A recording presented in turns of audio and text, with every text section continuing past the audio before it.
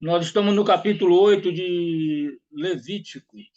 Chegou a hora da consagração dos sacerdotes e do próprio tabernáculo. Vamos para uma breve apresentação. O tabernáculo estava pronto em Êxodo 40, e Deus já tinha comunicado os regulamentos relativos às ofertas a serem apresentadas lá, em Levítico de 1 a 7, o qual nós já estudou. Chegada a hora de sacerdotes oferecerem sacrifício no tabernáculo para se consagrarem. O próprio tabernáculo também seria consagrado. Consagrar significa declarar ou tornar sagrado. Eu risquei aqui umas 30 vezes. Vai ser a palavra-chave no nosso estudo. Consagrar, consagrado, consagrará, santificar. Toda hora vai estar falando essa palavrinha aqui, entendeu? Muito, muito, muito, né? Declarar ou tornar sagrado. É isso que significa consagrar. Toda a Assembleia do povo de Deus estava presente para a consagração do sacerdote do tabernáculo. Os capítulos 8 e 9 continuam a história contada anteriormente em Êxodo. Deus instruiu a Moisés sobre o sacerdócio. Em Êxodo, descreve as vestes que os sacerdotes deveriam usar e aplicando com eles seriam consagrados. A respeito das vestes sacerdotais, disse Deus: e com isso vestirá Arão, teu irmão, bem como seus filhos, e os ungirá, e o consagrará, e os santificará, para que me oficie como sacerdotes. Deus instruiu Moisés a fazer um óleo da unção, que deveria ser usado exclusivamente para fins sagrados. Já viu a palavrinha com toda hora aparece? Sagrado, santificar, consagrar. Rubem, fecha o microfone, por favor. Desculpa, Renato. Com relação a esse óleo, o Senhor disse: com ele ungirá a tenda da congregação e a arca do testemunho e a mesa com todos os seus utensílios, e o candelabro com seus utensílios, e o altar de incenso, e o altar de holocausto com todos os utensílios, e a bacia com seu suporte.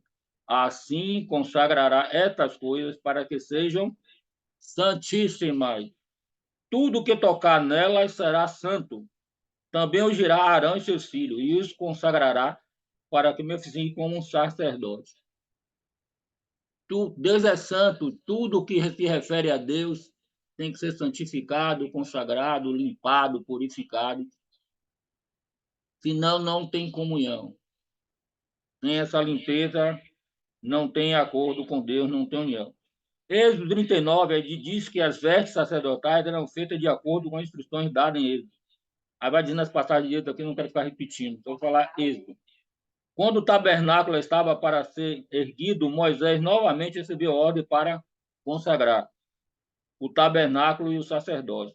Êxodo termina com o registro da edificação do tabernáculo e o relato de como Deus desceu sobre ele para a sua presença, permanecesse entre seu povo. Antes de o tabernáculo ser usado, as leis para as ofertas feitas ao redor dele tinham de ser entendidas. Após a edificação do tabernáculo, o Senhor deu a Moisés as leis concernentes às ofertas. Aí que já entra Levítico, né? O que fazer, aquelas ofertas de 1 ao 7, o qual a gente já estudou.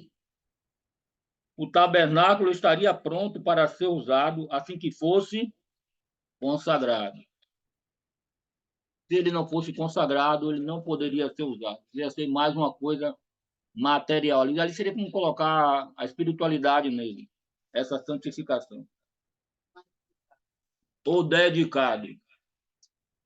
Como Deus havia ordenado a Moisés no Êxodo, os sacerdotes que deveriam servir no santuário também tinham e tinham de ser consagrados. Levítico 8 e 9 conta como essa consagração foi realizada. O capítulo 8 a 10 são diferentes da maioria da parte do restante do livro.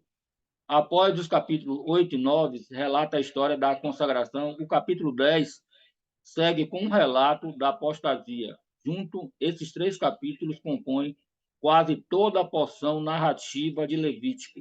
O resto do livro compõe-se principalmente de material sobre a lei que foi revelada a Moisés num cenário histórico. Tá bom? Vamos entrar agora no próprio capítulo de hoje.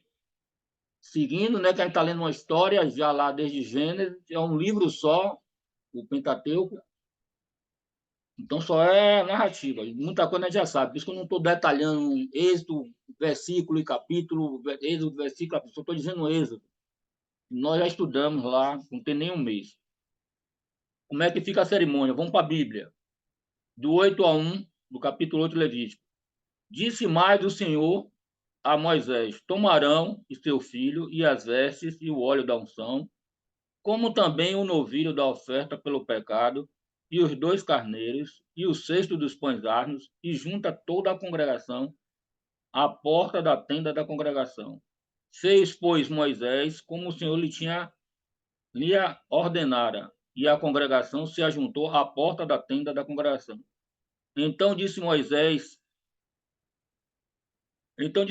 à congregação: isto é o que o Senhor ordenou. Aí já está a explicação. O Senhor ordenou a Moisés, de 8 a 5, que fizesse os preparativos para a cerimônia de consagração.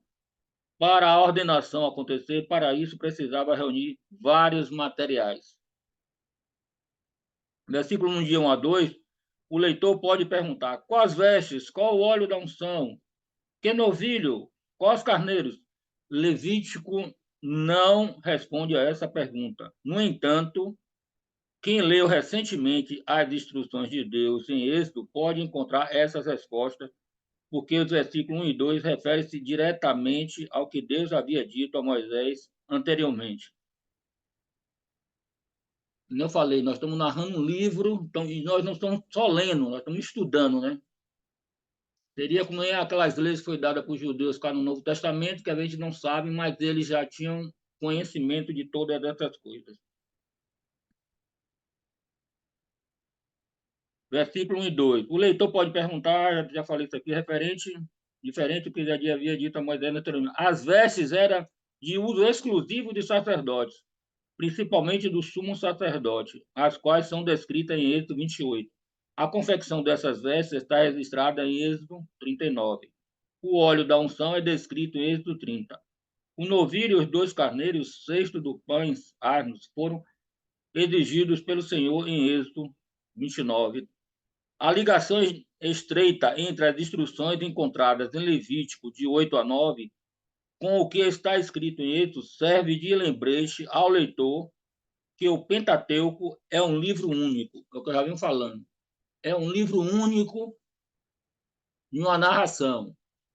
Lá no 28 deu instruções como faria, lá em Êxodo 28. Em Levítico 8 já está a ação. Agora vai se concretizar todas as ordens. E que nem foi dito aqui, não é Moisés que está dizendo. Deus passou a Moisés, Moisés está passando ao povo. Então é uma ordem, está se fazendo a vontade de Deus. Não é Moisés que determinou nada. O Pentateuco é um livro único, composto por 5 volumes, e não 5 obras separadas. É uma obra só. O versículo de 3 a 5, Moisés foi autorizado pelo Senhor para ser encarregado da cerimônia de, a palavrinha de novo, consagração. Foi ele quem ungiu o tabernáculo e os sacerdotes. E foi ele quem fez os sacrifícios relacionados com a ordenação dos sacerdotes. Depois da consagração do sacerdócio, somente os sacerdotes poderiam presidir os sacrifícios. Mas antes de serem consagrados, alguém realizava esse serviço. Esse alguém era Moisés, representante especial de Deus. Imagine, nunca tinha, numa sequência, que eles já tinham tido vários sacerdotes, e aí havia uma mudança. era a primeira vez, era tudo muito inédito, muito novo para esse povo. E a gente vai ter relatos dizendo aqui, né, no final, que eles fizeram tudo como o Senhor ordenara. E vamos ver que é muita coisa. Vamos lá. Moisés recebeu ordem para juntar toda a congregação em frente ao tabernáculo. 8:3. Todo o povo de Deus deveria envolver-se nas cerimônias de consagração. Todo o povo, o que seria hoje a igreja. Temos que nos envolver, não somos um mero telespectador. Precisava ver como participantes ativos do rituais do sacerdócio e do tabernáculo. Não eram apenas estranhos ou observadores. O tabernáculo era o santuário do povo e os sacerdotes eram representantes do povo.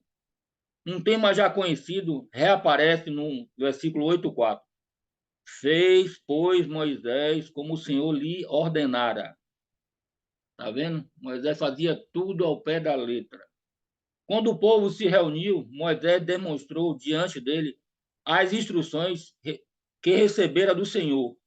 O que vem a seguir, portanto, é um relato de uma cerimônia prescrita pelo próprio Deus, como eu já falei. Se alguém quiser falar alguma coisa. Às vezes está perguntando, pergunta se alguém quer falar alguma coisa. Quem quiser falar, bota a mão. Alessandro, dá um toque aí. Já viu, eu estou muito de cabeça baixa aqui, né? Ok, minha gente? Fiquem à vontade.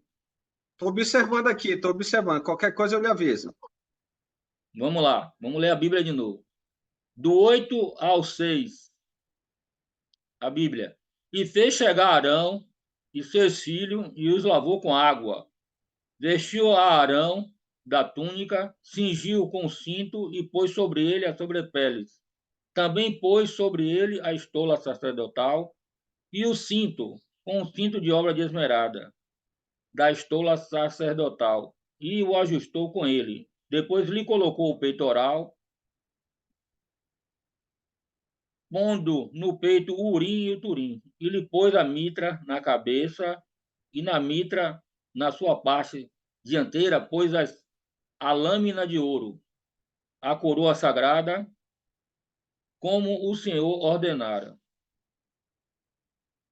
A etapa inicial do processo de congregação envolvia vestir Arão, o sumo sacerdote, com vestes especiais. Versículo 6. Moisés convocou Arão e seus filhos, Nadab, Abiú, Eleazar e Itamar. Primeiro ele os lavou com água, sem dúvida, utilizando a bacia da pia no pátio do tabernáculo. Essa lavagem simboliza a purificação dele dos pecados. Seria hoje nosso batismo. Mas a gente vai ver várias purificações. Esse só é o início. Esse ato, bem como vários que se seguiriam, enfatiza que os sacerdotes que presidiam cerimônias idealizadas para lidar com os pecados do povo, primeiramente tinham que ter seus próprios pecados perdoados. O sacerdote ia trabalhar, né, para santificar o povo. Não é como é que ele ia santificar o povo se ele mesmo não tivesse santificado. É a pura hipocrisia de hoje em dia, muita queixa, né? As pessoas querem purificar os outros e às vezes esquecem de se purificar a si mesmo.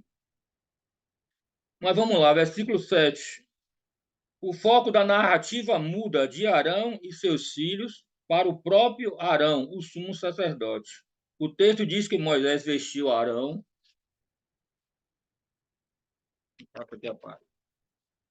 E não a eles, e não aos filhos, da túnica. O resto do parágrafo descreve como Moisés vestiu Arão com as vestes sacerdotais do sumo sacerdote. A túnica era vou falar aqui, a gente vimos vários slides, né? Acho que volta aí na cabeça aí quando eu botei slide, que eu sou meio dinossauro. Aqueles slides, tanto que a gente viu daquelas túnicas, daquelas roupas lindas, maravilhosas, que chega a impactava a gente. A túnica era um pano de linho, ou a roupa de baixo, do tipo usado por todos os sacerdotes. O cinto era uma tira de pano feita de linho fino retorcido. A sobrepelize ou manto era usada pelo sumo sacerdote sobre sua túnica, como símbolo do seu ofício. Era feito de um lindo tecido sem costura. Isto era uma única peça de tecido. A estola era uma veste semelhante a um colete ou um avental, composto por um peitoral. Era o item mais notável que identificava o sumo sacerdote. O peitoral era adornado com pedras gravadas com os nomes das 12 tribos de Israel.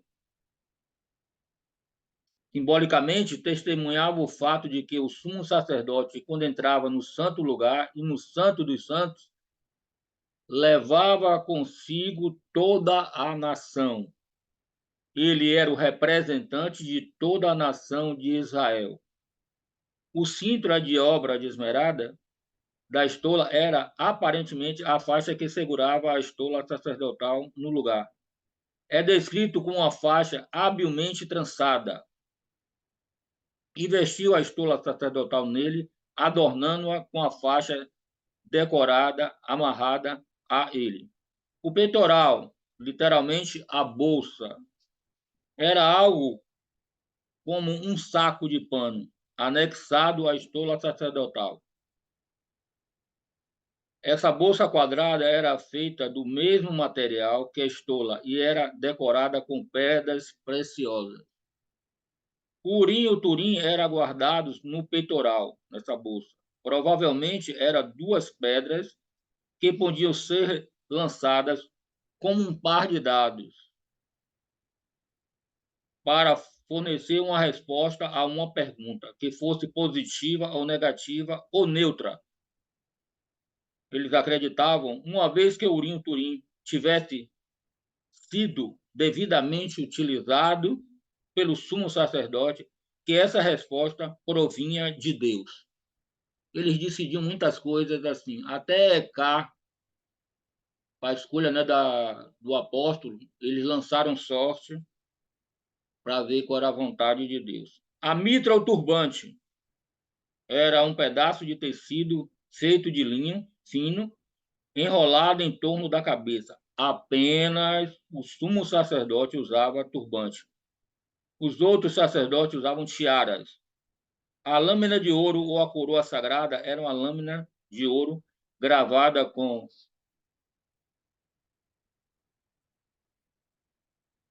as palavras Santo ao Senhor. Ela ficava presa na parte da frente do turbante, usado pelo sumo sacerdote. O uniforme usado pelo sumo sacerdote era impressionante. Depois dessas nossas aulas aí, desses nossos slides, eu vi alguns filmes aqui na televisão, aqueles escolhidos. Aí eu comecei a prestar atenção mais. É muito lindo mesmo. Ou seja, ele se destaca tanto pelo turbante como aquelas pedras preciosas que são de várias cores, né? Chama muita atenção. É impressionante. Sua função era causar admiração nos observadores. Ele foi projetado para glória e ornamento. Por quê? O sumo sacerdote representava o Senhor Deus e realizava a ocupação mais importante que se podia imaginar. Em termos espiritualmente, era o líder, era o número um. Seu traje refletia a importância do trabalho que ele fazia e a grandeza do que Deus representava. Falamos de Arão, das suas vestes. Vamos falar agora do tabernáculo, a unção do tabernáculo dos sacerdotes. Voltamos para a Bíblia, Levítico de 10 a 13. Então Moisés tomou o óleo da unção e ungiu o tabernáculo e tudo o que havia nele, e o consagrou. Olha a palavrinha de novo. E dele aspergiu 7 vezes sobre o altar, e ungiu o altar, e todos os seus utensílios, como também a bacia e o seu suporte para o consagrar. Depois derramou o óleo da unção sobre a cabeça de Arão, e o ungiu para consagrá-lo. Também Moisés fez chegar os filhos de Arão e vestiu-lhes as túnicas e cingiu com o cinto e o atou-lhes as tiaras, como o Senhor ordenou. Explicação. Assim que Arão pôs as vestes de sumo sacerdote, aconteceu o ato de ordenação. Usava o óleo da unção nas cerimônias de consagração. Versículo 10 e 11. Em primeiro lugar, Moisés ungiu o tabernáculo e o seu conteúdo. Todos os itens relacionados ao tabernáculo, juntamente com o altar do holocausto, todos os seus utensílios, a bacia, o seu suporte, tiveram de ser ungidos para que se efetuasse a consagração deles. O altar e a bacia ficavam no pátio, fora da tenda. Moisés ungiu o altar 7 vezes. É o número perfeito ou completo. Sempre na Bíblia, você quiser perfeição, 7 é esse número. O altar foi assim, completamente ou totalmente ungido. Na verdade, essa unção permitiu que o tabernáculo e toda a sua mobília e utensílios fossem separados para o serviço do Senhor. Separados, ungido, consagrado, santificado, e aí vai ficar lá separado só para usar as coisas do Senhor. E já era para já ia ser usado para santificar o povo. Todo mundo ia usar disso, então essas coisas tinham que estar separadas. Versículo 12 e 13. Em seguida, Arão, o sumo sacerdote, foi ungido. Dessa forma, ele foi oficialmente consagrado ao serviço do Senhor. Também, ele foi ungido, preparado para aquele serviço. Não vai mais se envolver em nada, vai estar lá à disposição para quando as almas chegar lá para pedir, né? Você vê que Jesus mesmo dizia, né?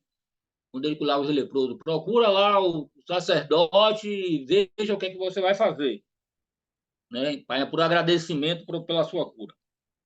Algumas palavras-chave são usadas para o que aconteceu na cerimônia descrita neste capítulo. Em Êxodo 28, 41, Moisés recebeu a seguinte ordem em relação a Arão e seus filhos: e os ungirá, e consagrará e santificará, para que me oficie como sacerdote.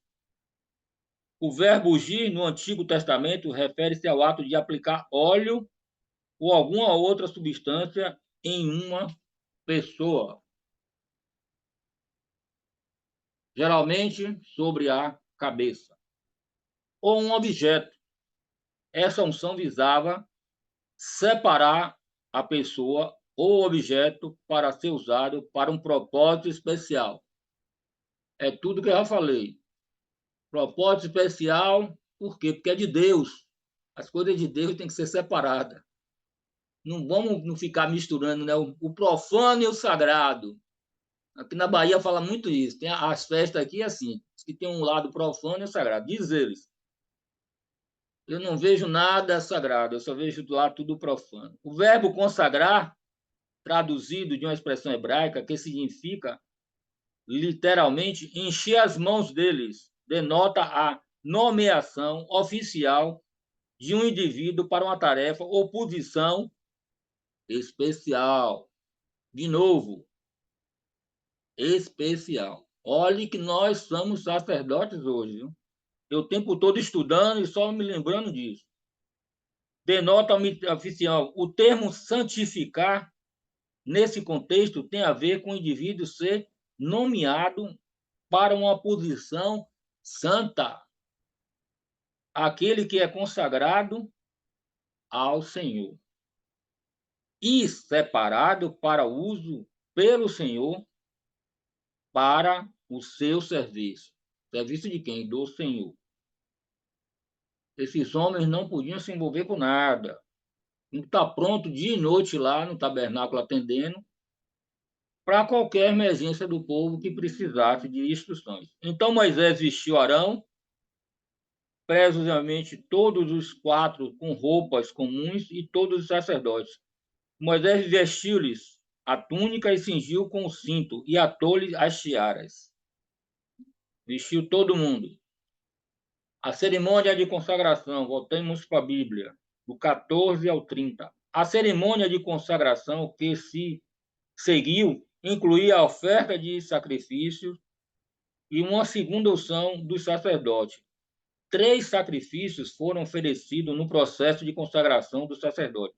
Um novilho como oferta pelo pecado, como sempre Abino, um cordeiro por holocausto, outro carneiro como uma oferta de consagração.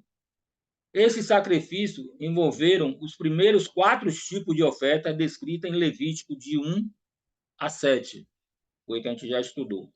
A semelhança das ofertas pelo pecado no capítulo 4 e do holocausto no capítulo 1, com as ofertas do capítulo 8, é óbvia. E a oferta de consagração tem característica tanto de oferta pacífica, no capítulo 3, como das ofertas de manjares, no capítulo 2.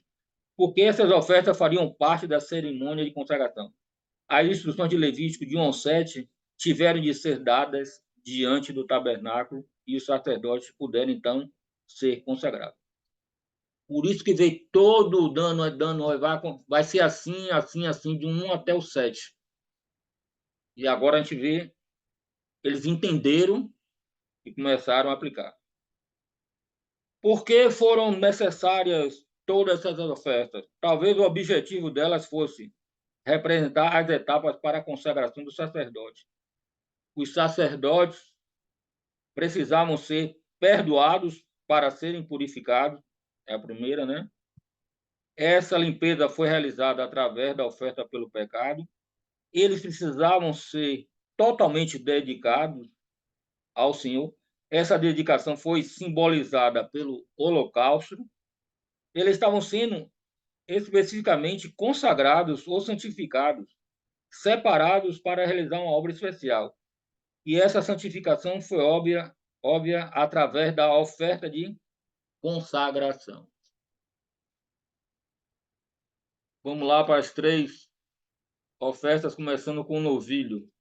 Voltamos para a Bíblia, do 14 ao 17. Então fez chegar Arão o novilho da oferta pelo pecado. E Arão e seus filhos puseram as mãos sobre a cabeça do novilho da oferta pelo pecado. E Moisés imolou e tomou o sangue, e dele pôs com o dedo sobre os chifres do altar em redor, e purificou o altar. Depois derramou o resto do sangue sobre a base do altar, e o consagrou, para fazer expiação por ele. Depois tomou toda a gordura que estava sobre as entranhas, e o redenho do fígado, e os dos rins e sua gordura, e Moisés os queimou sobre o altar. Mas o novilho com seu couro, a sua carne e os seus excrementos queimou fora do arraial, como o Senhor ordenara. A oferta começou com o sacrifício de um novilho, como oferta pelo pecado. Várias vezes, lá em Êxodo, a gente viu toda essa trajetória. E foi bom ouvir várias vezes, para a gente aprender. Até que toda oferta do pecado tinha uma parte que era queimada fora do tabernáculo, porque era coisa meio que não prestava, era o pecado, como coisa imunda. Do versículo 14 ao 17, o novilho foi sacrificado de acordo com as regras estabelecidas para a oferta pelo pecado, mencionada anteriormente em Levítico. Moisés levou o novilho, Arão e seus filhos puseram as mãos sobre a sua cabeça, colocando simbolicamente seus pecados sobre ele. Coitado do novilho, é quem levava a culpa. Moisés imolou o novilho e então colocou um pouco de sangue sobre o chifre do altar do holocausto e derramou o resto do sangue à base do altar. Ao fazê-lo, ele purificou o altar para fazer expiação por ele e o consagrou. De novo, os próprios utensílios, né, altar, tendo que ser purificado para ser usado. Nós temos que ser purificados também. Ah, eu quero que Deus me use, eu queria que Deus me usasse na igreja, eu queria que Deus usasse para evangelizar, para pregar, para louvar. Mas precisamos de purificação, precisamos estar limpos. Deus está querendo mesmo usar, mas Deus não vai usar qualquer um. Lá na frente vai dar problema. Ao fazê-lo, purificou o altar para fazer expiação por eles e consagrou. O altar precisava ser santificado, está limpo. Qualquer impureza tinha que ser retirada antes de ser usado como meio pelo qual os pecados do povo de Deus seriam perdoados. Você vê, né? Até uma coisa material. Que pecado tinha lá o altar, que pecado tinha essas coisas? Nenhum. Mas tinha que ter uma consagração, já sinalizando que sem santidade não vamos ver o Senhor. Não se enganem, não vamos nos enganar. O derramamento do sangue de oferta pelo pecado sobre o altar tinha essa finalidade, além de prover expiação por Arão e seus filhos. Após o derramamento do sangue, Moisés ofereceu toda a gordura do novilho sobre o altar e queimou as partes inutilizáveis fora do arraial. Essa oferta pelo pecado transformou os futuros sacerdotes em pessoas que Deus poderia usar em seu serviço, pessoas que tinham sido purificadas dos pecados. Ok? Purificação, eu disse que hoje a gente vai bater muito nisso, em purificação, santificação, e que Deus pede a nós todos os dias, toda hora, se santifiquem, se santifiquem. Vocês são separados, vocês são meus. Esquece desse mundo. O primeiro carneiro do holocausto. Voltamos a ler a Bíblia, do 18 ao 21. Depois fez chegar o carneiro do holocausto, e Arão e seus filhos puseram as mãos sobre a cabeça do carneiro, e Moisés o imolou, e aspergiu o sangue sobre o altar em redor. Partiu também o carneiro nos seus pedaços. Moisés queimou a cabeça, os pedaços e a gordura, porém as entranhas, as pernas lavou com água. E Moisés queimou todo o carneiro sobre o altar. Holocausto de aroma agradável, oferta queimada era ao Senhor. Como o Senhor ordenara. O Senhor está mandando fazer desse jeito, vamos fazer. A explicação. A segunda oferta necessária para concluir o processo de consagração foi o sacrifício de um carneiro como holocausto. Versículo 18 ao 21. O sacrifício do primeiro carneiro seguia o padrão estabelecido para o holocausto em Levítico 1. O carneiro foi levado por Moisés. Arão e seus filhos puseram as mãos sobre a cabeça. Moisés o imolou e aspergiu o sangue do animal sobre o altar. Em seguida, partiu o carneiro em pedaços, lavou as partes menos desejáveis com água e o animal inteiro foi queimado no altar.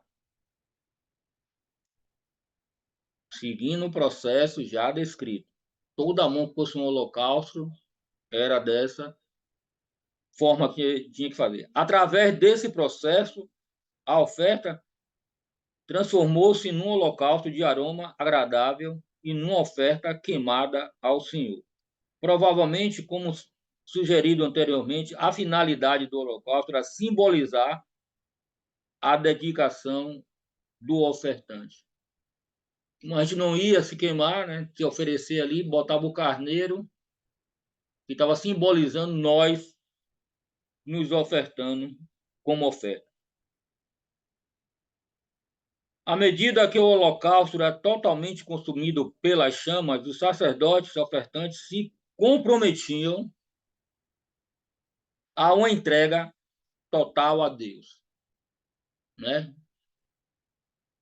É o carneiro e está queimando, mas eu estou me oferecendo, eu estou me comprometendo, eu estou me entregando totalmente a Deus. Eu gosto dessas palavras de totalidade.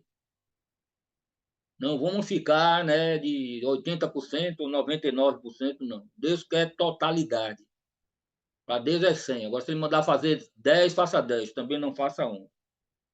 Em contrapartida, o sacerdócio tornava-se, assim, propriedade de Deus. Reconhecendo que em certo sentido, pertenciam a Deus. Os sacerdotes possuíam um senso de compromisso que os induzia a serem completamente submissos à vontade de Deus. Eu sou de Deus, né? Meu compromisso é agradar a Deus. Eu tenho que fazer a vontade dele. Nós vamos para o segundo carneiro. Então fez chegar estou na Bíblia, capítulo 8, do 22 a 29 de Levítico. Então fez chegar o outro carneiro, o carneiro da consagração. E Arão e seus filhos puseram as mãos sobre a cabeça do carneiro. E Moisés imolou e tomou do sangue e o pôs sobre a ponta da orelha direita de Arão e sobre o polegar da sua mão direita e sobre o polegar do seu pé direito.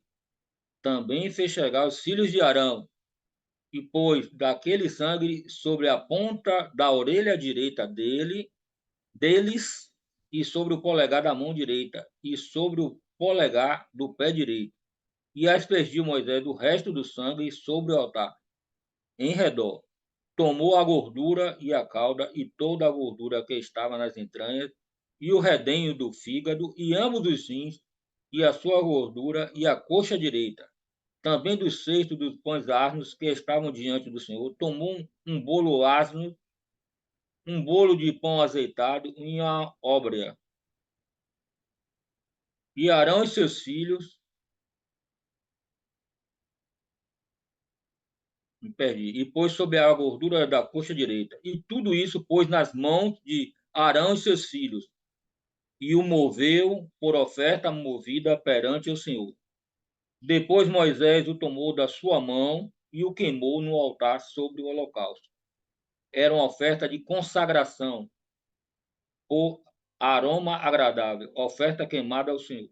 Tomou Moisés do peito e o moveu por oferta, movida perante o Senhor. Era a porção que tocava a Moisés do carneiro, da consagração, como o Senhor lhe foi ordenado.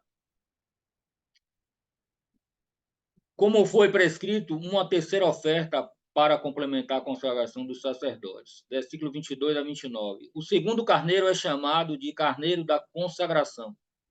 Sua oferta envolveu um ritual bastante complicado. Mas que bom que a gente vem estudando, né? Várias vezes, para vai aprendendo essa complexidade. E, de novo, vai gerar uma totalidade dessas pessoas que estão sendo consagradas. Em primeiro lugar, Moisés fez chegar o carneiro. Ele serviu na função, Moisés no caso, de sacerdote nessa cerimônia. Em seguida, Arão e seus filhos puseram as mãos sobre a cabeça do carneiro, declarando assim o carneiro como sua oferta, simbolicamente transferindo seus pecados. De novo, botando a mão na cabeça, quem está ofertando sou eu e estou transferindo os meus pecados. Então Moisés imolou o carneiro. De acordo com as instruções de Deus, Moisés colocou parte do sangue sobre a ponta direita da orelha, a ponta da orelha direita de Arão, sobre o polegar da sua mão direita e sobre o polegar do seu pé direito. Então fez o mesmo com os filhos de Arão. De modo simbólico, o corpo inteiro foi consagrado ao serviço ao Senhor. Essas extremidades do corpo estavam simbolizando que o corpo todo estava sendo consagrado ao Senhor. E ao aceitar a aplicação, o sacerdote reconhecia as obrigações inerentes ao simbolismo. Se eu estou aceitando, né? Eu estou aceitando as implicações, a responsabilidade, obrigações em que tudo isso se envolvia. Tem uma parte boa da coisa, né? A consagração, o título, que eu falo, que as pessoas gostam muito, mas esquece das obrigações. Ah, hoje eu sou sacerdote, eu sou nação santa, eu sou povo exclusivo de Deus. E as obrigações que esse povo tem, você também sabe, você fala para as pessoas e cumpre, a cada um responde por si. Ao ele receber a aplicação, eles reconheciam as obrigações inerentes ao simbolismo. Aquele cujo ouvido, talvez representando a cabeça toda, cujo polegar, ou seja, as mãos, cujo dedo dos pés, representando os pés, né, o polegar, foram dedicados ao Senhor, estavam totalmente consagrados a Ele, tendo então a responsabilidade de usar os ouvidos para ouvir os mandamentos de Deus e a cabeça para entender esses mandamentos e dedicar a cumpri-los. As mãos para servir a Deus e a seus semelhantes, os pés para ir onde Deus o mandasse. Está vendo as obrigações? Quanta obrigação esses homens iam ter que ter. Não foi só lá para frente da congregação e receber aqueles elogios, todo mundo bater pau. Ia ter que trabalhar, vamos trabalhar. E aspergiu Moisés o resto do sangue sobre o altar. Depois disso, Moisés tomou a gordura do carneiro, além da sua coxa direita, e 3 tipos de oferta de manjares, e os deu a Arão e seus filhos, que apresentaram essas partes do carneiro com a oferta movida perante o Senhor. Cerimonialmente, moveram ou elevaram essas porções da oferta num gesto de dedicação. Arão e seus filhos estão dedicando ao Senhor. Assim, o sacrifício do carneiro foi oferecido a Deus, não pelo povo nem por Moisés, mas pelos que estavam sendo consagrados aos sacerdotes. Moisés tomou essa oferta movida de Arão e a queimou no altar. Ela serviu de oferta de ordenação, de cheiro suave, uma oferta queimada ao Senhor. Por último, Moisés tomou o peito do carneiro e moveu com uma oferta movida perante o Senhor. Isso nos lembra, normalmente o peito era movido, era a porção que cabia ao sacerdote. E nesse caso, Moisés agiu como um sacerdote que recebeu a oferta para consagrar Arão e seus filhos. Mais uma unção. Arão e seus filhos são ungidos com óleo e sangue. 8:30. Vamos ler a Bíblia. 8:30 de Levítico. Tomou Moisés também o óleo da unção e do sangue que estava sobre o altar e aspergiu sobre Arão e suas vestes, bem como sobre os filhos de Arão e suas vestes. E consagrou Arão e suas vestes e seus filhos e as vestes de seus filhos. Mais uma vez eles são ungidos. Eles não, aqui eles, né? A gente vai ver uma comparação que foi feita aqui com a primeira unção. Após as 3 ofertas, houve uma segunda unção dos sacerdotes durante a cerimônia. A primeira é descrita no 8-10. Versículo 30. Essa segunda unção, diferente da primeira em 3 aspectos. Nessa ocasião, o óleo da unção foi misturado com sangue, fazendo a comparação lá com a primeira unção. Misturado com sangue. No primeiro caso, ela foi usado sozinho, ou seja, só em Arão. Dessa vez, o óleo foi aspergido sobre Arão e suas vestes, e no caso anterior, o óleo foi derramado sobre a cabeça de Arão.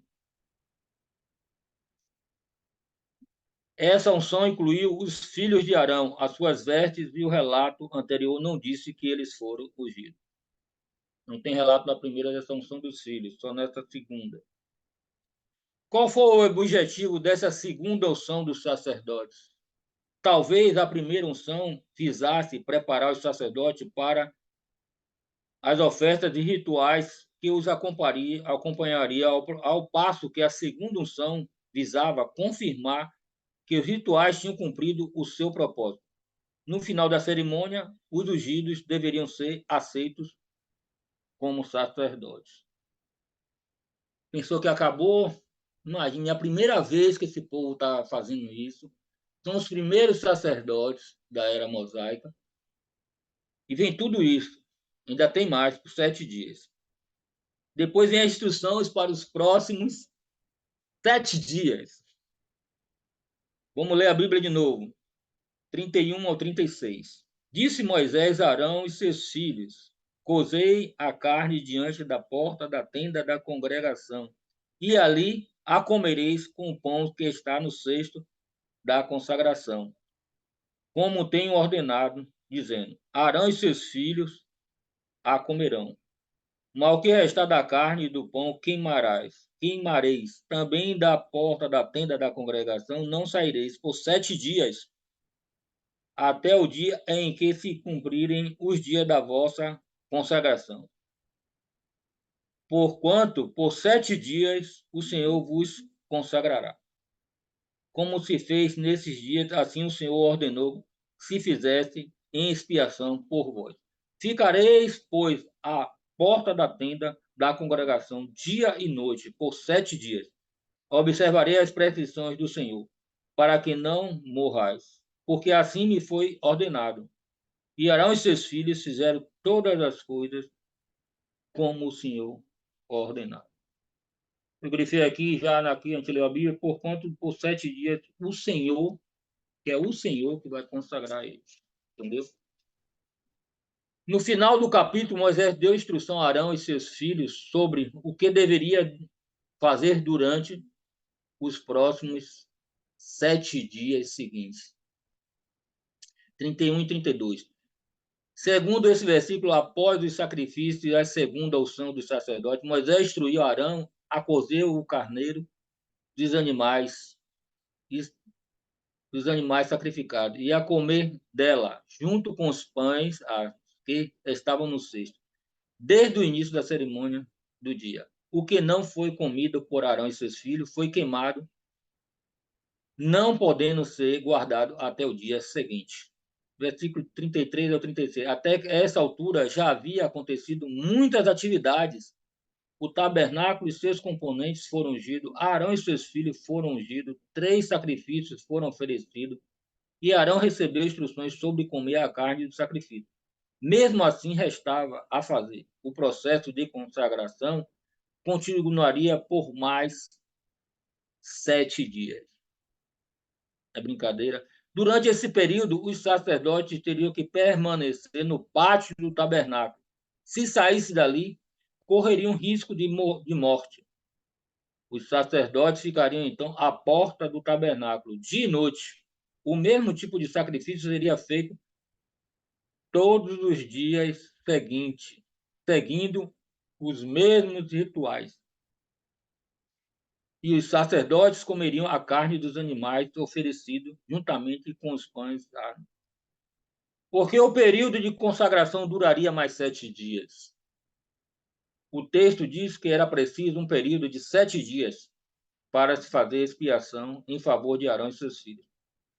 Os sacerdotes do Senhor tinham de ser absolutamente santos, e que nem a gente leu na Bíblia, e o Senhor os consagrará.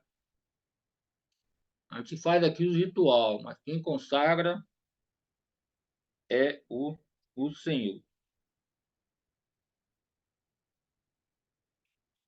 Isso deveria ser perceptível também, isso talvez, esses 7 dias lá de castigo, né? Deveria ser perceptível, talvez repetir os sacrifícios mais 7 vezes, preenchesse esse requisito. Além disso, habitar no pátio do tabernáculo, à vista de todo Israel durante uma semana, enfatizou que a partir daquele momento os sacerdotes deveriam ser dispensados do trabalho secular. Infelizmente, hoje nós somos sacerdotes, mas o mundo aí fora está escravizando a gente, né?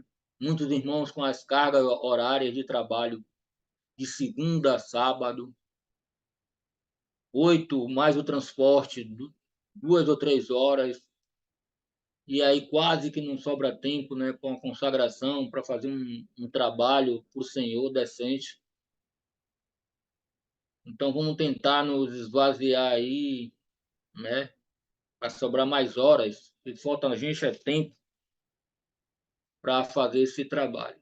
Aí as congregações precisam até colocar pessoas sustentadas para poder o trabalho ser desenvolvido.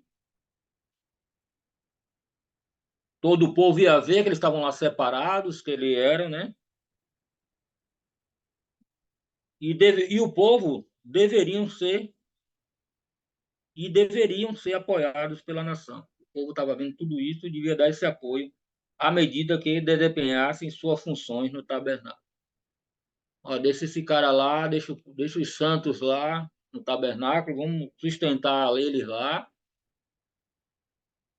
para quando a gente precisar ter pessoas santificadas, purificadas, separadas e com tempo, né? O que falta muito hoje é tempo para fazer esse serviço decente com calma. Além disso, permanecer no pátio do tabernáculo ajudou a garantir que aqueles que estavam sendo ordenados não entrariam em contato com nada que pudesse contaminá-los durante o período. Ah, vai ser 7 dias sua consagração, vá para casa, vá trabalhar, vá para a praia, vá para... Que consagração é essa? Como é que ficaria? Né? Possivelmente, Deus também estava dando aos homens que o serviam como sacerdote um tempo longe de todas as preocupações terrenas, a fim de refletirem sobre o significado da cerimônia e a importância do seu trabalho. Eles estavam recebendo grandes privilégios. Vocês gostam de privilégio? Todo mundo gosta, né? Um privilégio. Eu estou doido para fazer 60 anos para ter o privilégio de idoso. Mas com esses privilégios viriam grandes responsabilidades, né? Esse povo não ia ficar parado lá no tabernáculo sem fazer nada. Lá tinha muita coisa para fazer. Servir como representantes santos de Deus e lidar com objetos sagrados, olha o serviço deles. Implicaria em grave perigo se maltratassem as coisas sagradas, como ilustrou o caso de 2 sacerdotes mais adiante, do 10, do 1 ao 3, né? Nadab e Abiú, que aconteceu com eles. Olha o que aconteceu. Brincaram, nem brincou, né? Não vamos julgar aqui eles. Não observaram as coisas como devia ser feito. E olha o que aconteceu. O capítulo termina destacando a obediência de Arão e seus filhos. Lembre-se que eles fizeram todas as coisas que nem ordenou o Senhor. E aqui nós estamos fechando. Alguma pergunta, Alessandro responde. Podem falar. Beber água. Ele vai.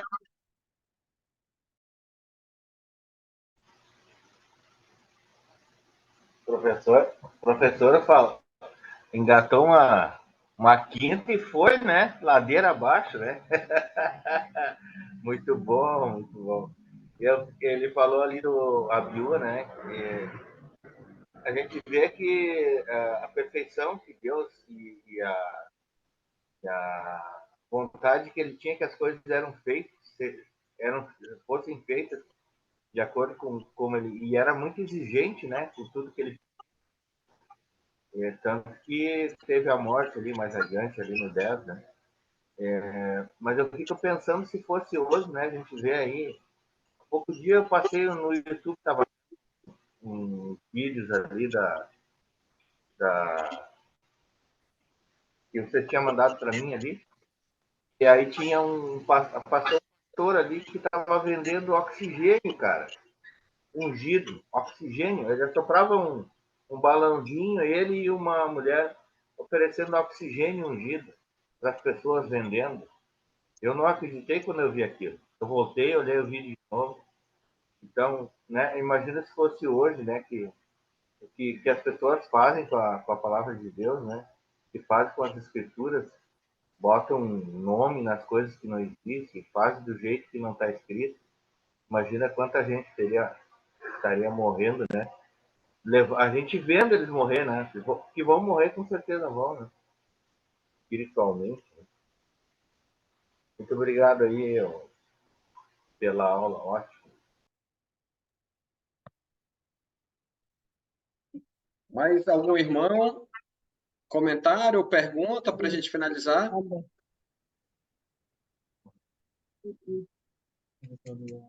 Clarindo de Queiroz. É a mãe que ela ia comentar, mas desistiu. Foi muito bom. Foi muito bom a aula do Renato. Ele extrovertido. Sempre dá um comentário. Sempre está fazendo o que ele fala, mas sempre faz o comentário. É isso mesmo. Então, agradecer, meu irmão Renato, pelo trabalho, pela disposição, né, pelo tempo, e agradeço a Deus por você, pela essa disponibilidade e pela aula, né, que você explanou de maneira prática, bem expositiva, e Deus foi honrado, e nós, né, como Igreja do Senhor, fomos edificados. Muito obrigado, mano. Passa a Valeu palavra mesmo. para o pai. Valeu, Pode meus falar. irmãos. Eu que agradeço aí a oportunidade desse treinamento aí, que você falou, um treinamento para nós, entendeu? E é Bíblia debaixo do braço, ler as coisas com cuidado de Deus para compreender. Se não está compreendendo, pergunta ao irmão, para aprender, para pôr em prática do jeito certo, porque senão não dá. Chaves, eu gosto de ouvir você, fala. Eu estava só observando os versículos 4 e 5, que a gente vê em toda a Bíblia, de Gênesis a Apocalipse, que Deus ele diz assim, ó, versos 4, fez, pois, Moisés como o Senhor lhe ordenara, e a congregação se ajuntou à porta da tenda da congregação. E no verso 5, ele continua, então, disse Moisés à congregação, isto é o que o Senhor ordenou que se fizesse. E a gente consegue perceber o mesmo Deus, na pessoa de Jesus, no Novo Testamento, dando, como você deixou bem claro, hoje somos sacerdotes diante do Senhor, e Jesus continua ordenando como fazer os procedimentos da adoração a Deus. Muitas vezes nós esquecemos que o Deus que suscitou fogo, que consumiu Nadab e Abiú, é o mesmo Deus hoje, que eu digo no contemporâneo, e às vezes nós não temos esse temor de não observar as ordenanças de Jesus, de não ter o temor de quem ordena, né? Para que muitas das vezes a gente tem observado que pessoas vão por ir, congregações que existem por cabeça de homens, ideias que são agradáveis e acabam esquecendo das ordenanças do Rei Filho de Deus. Obrigado, boa noite. Valeu, Chato, valeu. Obrigado aí pelo spoiler, a gente vai deixar lá para o capítulo 10, hein? Renato, antes de a gente finalizar? Tá bom, Tranquilo? tá bom. Boa noite para todos, valeu. Valeu. Foi bom para mim. Obrigou a estudar. Ó, Obrigou a estudar. amém. Irmão Sergião, com oração final, então. Obrigado, Renato. Estava excelente a mensagem. Vamos orar. Senhor, nosso bom e poderoso Pai, chegamos agora na Tua presença, te agradecendo por esta aula do irmão Renato, pois saímos mais uma vez no primeiro dia da semana daqui edificados, Senhor. Te agradecemos também por o irmão Alessandro e os irmãos de Manaus se propuserem a dar esta live a todos os domingos, Senhor. Que Tu venha abençoar cada um deles, Senhor.